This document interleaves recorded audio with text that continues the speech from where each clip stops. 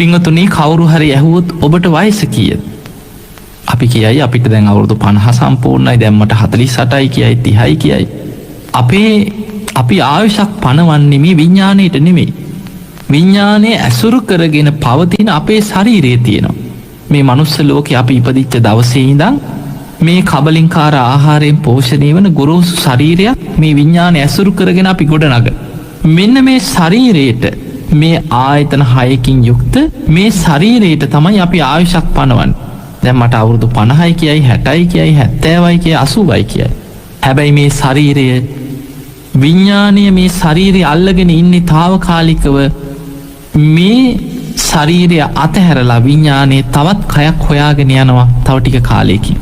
එතකොට මේ ශරීරය අතහැරලා යනකොට බුදුරජාණන් වහන්සේ පෙන්වනවා ආයුස්මාච විඥාන, ආයුෂත් මේ ශරීරය අතහරිනවා. ඒ ආයුෂ තමයි අපි කියන්නේ අපිට දැන් අවුරුදු 50යි 60යි 70යි.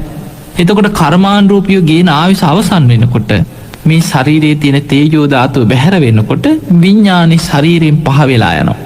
විඥානේ කර්මානුරූපී වැඩිලා යනවා තවත් තැනකට. ඊට පස්සේ මේ ශරීරයේ වැඩකට ගන්න බැරි දර කඩක් එක තැනක දිරලා පස් වෙලා ගියා වගේ මහ පොළොවට පස් වෙලා අවසන් වෙනවා. හැබැයි විඥානේ ගමන අවසන් වෙන්නේ නැහැ.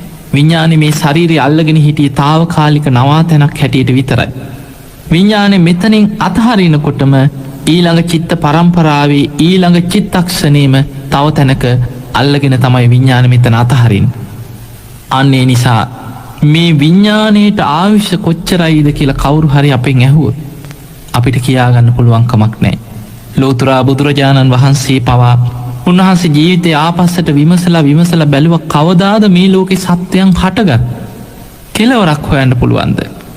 ආත්ම 100,000 ගණනින් උන්වහන්සේ ආපස්සට බලාගෙන ගියා. කල්ප ගණන් සංවට්ට විවට්ට කල්ප ගණන් මේ විශ්වය ඇති වෙලා පැවතිලා නැති වෙලා යන කල්ප දහස් ගණනින් දසදහස් ගණනින් උන්වහන්සේ ආපස්සට විමසුවා. ඒ හැම තැනකම හැම ආත්මයකම කවුරු හෝ නමකින් කවුරු හෝ පුද්ගලයෙක් හැටියට එක්ක සත්වයෙක් හැටියට නිරිසතෙක් හැටියට පෙරේතෙක් අමනුෂයෙක් හැටියට මේ ලෝකයේ මේ තල 31කින් යුක්ත මේ ලෝක ධාතුවේ යම් තැනක ඉපදීමක් තියෙනවා. ඒ නිසා උන්වහන්සේ දේශනා කරනවා අනමතග්ගෝ යම් භික්කවේ සංසාරෝ. මේ සංසාර ගමන අනවරාග්‍රයි කිවන්නේ. ඒක තමයි අපිට දෙන්න තියෙන උත්තරේ. කෙලවරක් හොයලා අවසන් කරන්න බැරි තරම් දීර්ඝ සංසාර ගමනක තමයි අපි මේ ඉපදෙමින් මැරෙමින් එන්නේ.